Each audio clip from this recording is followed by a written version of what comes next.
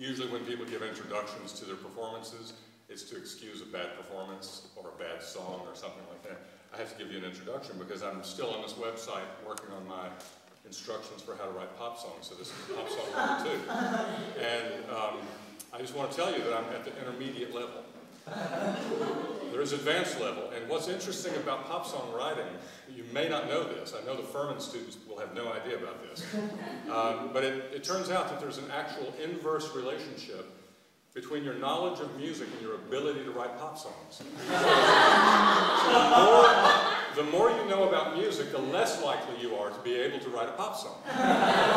So in intermediate lesson number 2, this is what they tell you. They say, okay, a good pop song usually just uses 1 or 2 chords, maybe a 3rd chord. Never more than 3. They should usually be major chords. So now in extreme cases, for example, if your baby has left you for, but maybe will come back, okay, you can use a 7th chord. Okay?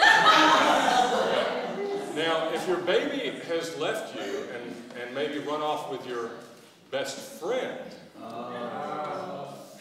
really deep, then you might use a minor chord. Okay?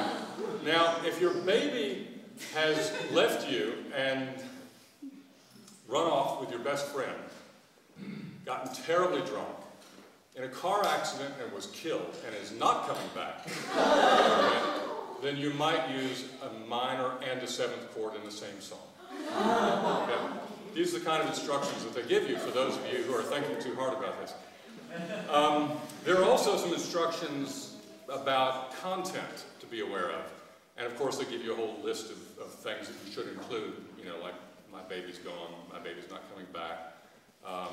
But that you should always be attentive to your audience, which I have been tonight in writing this song.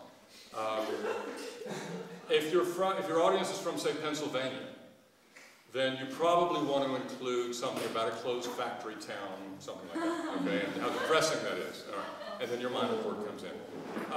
If, for example, you're from California, surfing is always a good one. Okay? Surfing is good. Maybe your baby surfed out and never came back. Minor chord. And in the case of an audience where you have a preponderant number of people that are from, say, South Carolina, say Arkansas, Tennessee, Kentucky, these kinds of states, you absolutely need to include a hound dog and a truck stop. Okay? So I have included, I have designed this song to approach that audience, okay? Now, this is the premiere of this song, so I'm very likely to forget some of it, but don't worry about it. With these kind of songs, it doesn't matter anyway. And they say simplicity is the rule. Okay, so simple. Hang on, let me take my glasses off so I can't see my audience, and it makes it a lot easier on me. Okay. There we go. Now you've disappeared.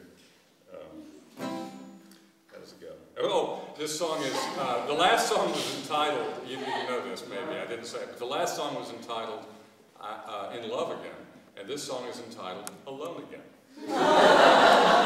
So again is the theme, all right? So things that come back again is, okay. Just preparing you for understanding some of the complexities of the deeper meaning of this song. Okay.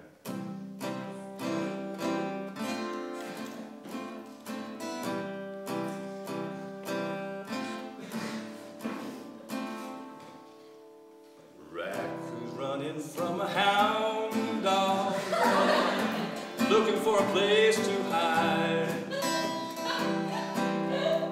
Hound dog thinks he's got his number, but the hound dog lied. Raccoon's left that hound dog alone. He left that hound dog alone.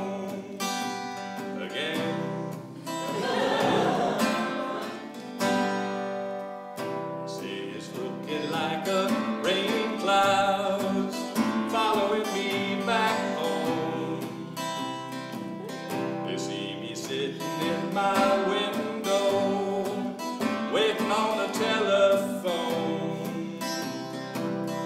My baby's gone and left me again. My baby's left me again, alone.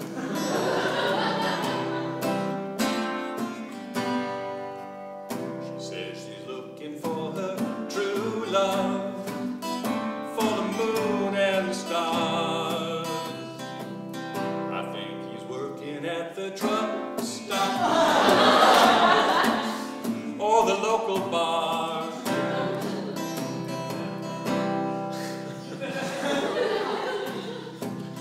Hang on, it's coming. She's gone and left. Hang on a second. I forgot the goddamn words.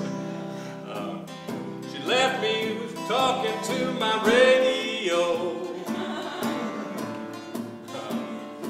How does that go? Oh yeah, shoes shined and no place to go. I'm left